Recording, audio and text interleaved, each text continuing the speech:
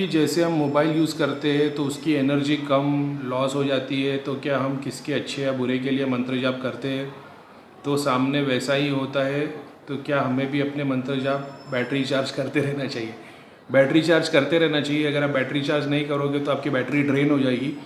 अगर आप अपने लिए खुद के लिए काम कर रहे हो तो आपको डेली जाप, मतलब अगर जैसा मैं आज जिस लेवल पे पहुंच गया हूँ, मैं 15-15 दिन भी जाप नहीं करता हूँ।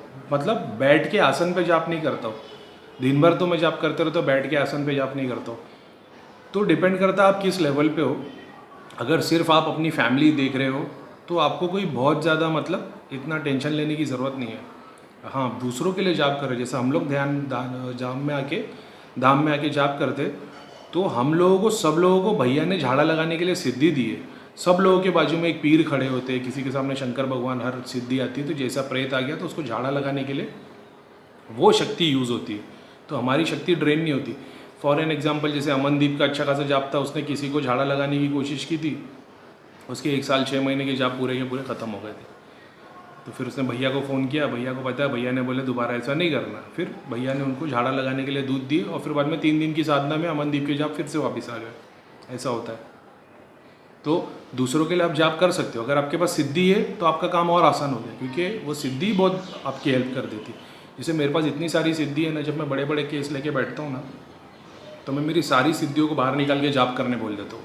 जिन लोगों के लिए मैं जाप कर रहा हूँ, मैं उनसे प्रे करता हूँ कि आप लोग मेरे साथ मिलके इन लोगों के लिए जाप करें। तो वो सारे लोग जाप करने लगते, प्रे करने लगते और सब कुछ पावर देने लग जाते हैं, जो बंदा वो हील करता है। ज़रूरी नहीं है कि प्रेत ही कटे, आपके पीछे के कर्म भी जलना शुरू हो जाते हैं उस शक्ति से, ये भी बात होती है। आप सोचो कि भाई प्रेत तो कम हो ही नहीं रहा, प्रेत वैसा का वैसा पीछे के कर्म जलना शुरू हो जाते हैं। एक एग्जाम्पल देता हूँ।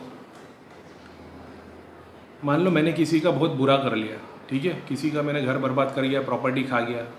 अब वो बेचारा रास्ते पे आ गया है, अब उसकी मुझे हाई लग गई है। उसने बोल दिया, भगवान ना करे, भगवान करे तू हमेशा दुखी रहे, तेरे साथ पूछते भीख मांगेगी।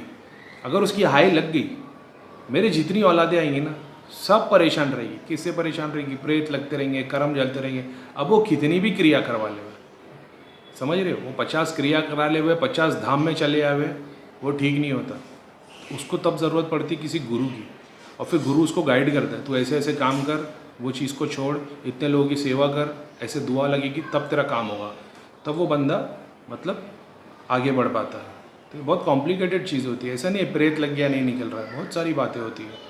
आप कितनी भी क्रिया लगा रहे हो, कितने भी झाड़े कर दो, नहीं होता है। जिनकी फैमिली में रह चुके हैं प्रेत, जैसे नानी को था, फिर मम्मी को था, फिर वो लेडीज़ को आ गया, तो ये क्रिया करने के बाद आपकी बॉडी में प्रेत नहीं दिखेगा, हाजिरी आती रहेगी, क्योंकि पिछले वाले लोगों के पास अभी भी प्रेत है।